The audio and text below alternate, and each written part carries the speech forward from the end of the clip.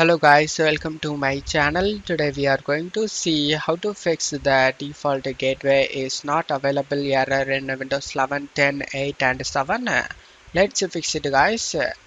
Method 1, you just need to go to search menu and type cmd. Right click on the command prompt and select run as administrator and select yes.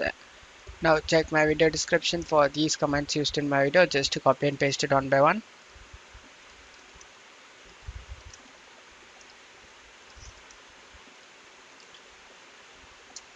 After finishing all these commands, you just need to close stuff here and go ahead and restart your PC. After restarting your PC, you can check if the problem solved or not. If the problem not solved, let's move on to the method 2 guys. Method 2, go to search menu and type view network connection. Click on open it.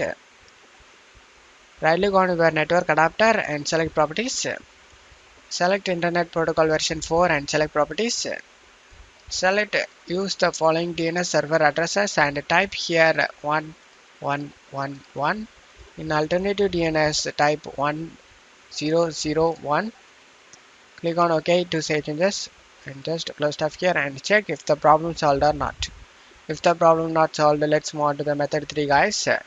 Method 3, you just need to go to search menu and type network reset. Click on open it. Select the reset now option and select yes and reset your network settings. And after that, you just need to restart your PC. After restarting your PC, you can check if the problem is solved or not.